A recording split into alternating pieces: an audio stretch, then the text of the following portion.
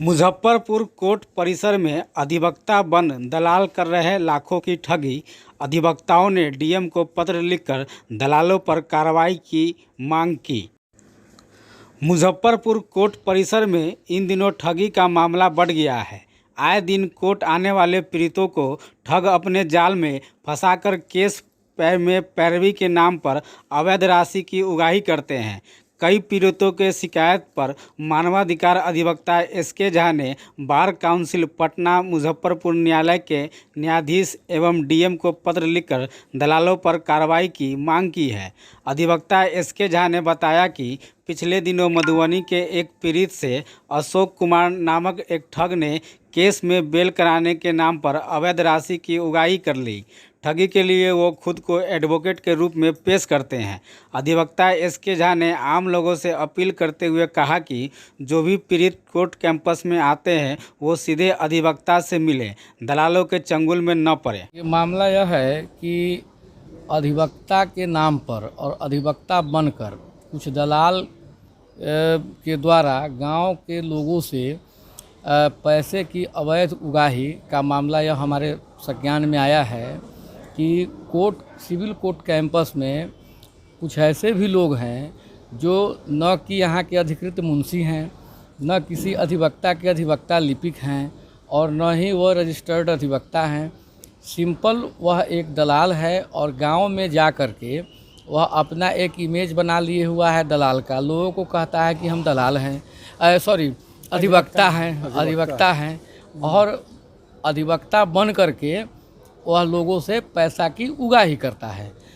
यह मामला एक आया है हम लोगों के संज्ञान में कि मधुबनी ज़िले का रहिका थाना का एक मामला था। उस मामले में एक अशोक कुमार नामक एक दलाल ने, मुजफ्फरपुर का अशोक कुमार नामक दलाल है, वह दलाल ने क्या किया है कि मधुबनी से अपना नेटवर्क सीधा कर लिया और 41,500 रुपया लेकर के गबन कर लिया जमानत कराने के नाम पर।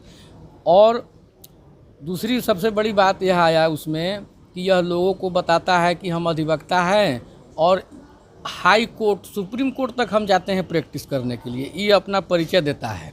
और जबकि वह व्यक्ति 8वां 9वां पास भी नहीं है।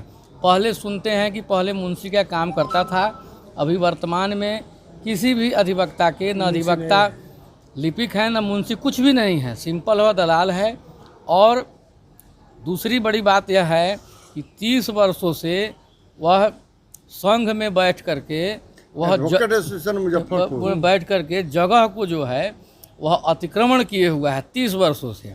तो उसको अब जगह को अतिक्रमण मुक्त कराने के लिए हम लोग वरीय अधिकारी को लिखे भी हैं और उस दलाल पर कार्रवाई करने के लिए कि जो अधिवक्ता बन करके अधिवक्ता के नाम पर जो है सो पैसा की उगाही लोगों से करता है। तो ये एक्सटॉर्शन का मामला है। यह हमारे अधिवक्ता अधिनियम 1961 में भी यह बात है कि कोई भी व्यक्ति जो कि अधिवक्ता नहीं है और अधिवक्ता बन करके अगर कुछ ऐसा करने का प्रयास करता है तो उस पर विधि सम्मत कार्रवाई किया जाएगी। वो बहुत कड़ी से कड़ी दंडात्मक कार्रवाई करने का प्रावधान है। इस आशय का पत्र में bar council of India, Bihar state bar council, national human right commission, Bihar state human right commission, honourable high court Patna और अपेक्स कोर्ट इंडिया को भी हमने इस पत्र को लिखा है और डिस्ट्रिक्ट जज मुजफ्फरपुर को भी लिखा है कि ऐसे लोगों का जगह कोर्ट कैंपस नहीं बल्कि जेल की चारदीवारी में होना चाहिए, जो 30 वर्ष से गरीब जनता को गुमराह करके ठगने का काम कर रहा है और उसका शोषण कर रहा है कोर्ट के कैंपस में। तो यह तो बहुत शिकायत की बात है।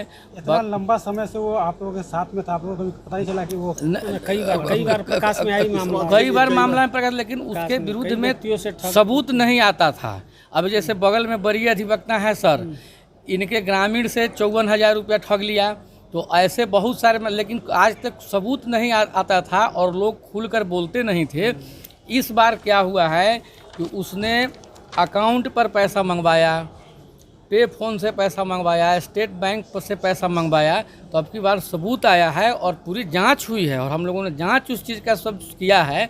तो मालूम चला है कि न वो मुंशी है, न वो अधिवक्ता लिपिक है 8वां 9वां पढ़ करके आया। और आपको क्या लग रहा है कि ऐसा और भी लोग हो सकता है? ऐसा बहुत सारा लोग है इस सिविल कोर्ट कैंपस में। इस समझिए कि जितने अधिवक्ता हैं उनसे ज़्यादा दलाल सब सक्रिय रहता है, और दलाल की इतनी बगड़ गांव देहात में पकड़ है कि अधिवक्ता लोग यहाँ पर उनको फीस नहीं मिल पाता है, और दलाल जो है सो करोड़ों रुपये कमा रहा है।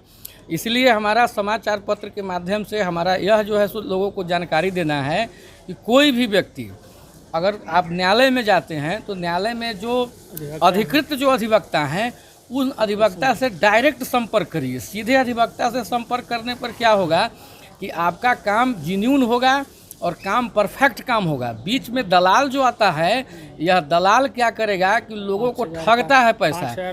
अगर 500 का अगर काम होगा तो दलाल के थ्रू अगर आते हैं तो वह काम 5000 का हो जाएगा। जो ही बात है, जैसे 41,500 रुपये का ठगी किया तो वह काम था मुश्किल से 5,000-6,000 रुपया का, अब ठगी कर लिया 41,500 रुपया। तो हमारा यही कहना है कि जब कोई भी व्यक्ति न्याय के लिए अगर कचहरी में आप आते हैं तो आप अधिकृत अधिवक्ता से मिलें, न कि बीच के बिचौलिए से मिलें। यह एक ऐसा सातिर बैठा हुआ था जिस सातिर का संपर्क हर एक थाना में 1-2 व्यक्ति से है। सड़क पर एकदम दबंग के रूप में रहता है, जैसे हर गांव में इसका एक नेटवर्क फैला दिया हुआ है। केस है 5,000 का, तहसील लिया 5 लाख रुपया। यह अधिवक्ता समाज के लिए बहुत बड़ा दुखद बात है, और इसके लिए अगर अधिवक्ता नहीं बोलेंगे तो फिर होगा कि अधिवक्ता समाज को जो है लोग बदनाम कर देगा। लोग तो क्लाइंट तो ये समझता है कि वकील साहब हमसे 50,000 रुपया ले लिए, लेकिन वो तो ये नहीं समझता है कि वकील साहब के पास में आया कौन।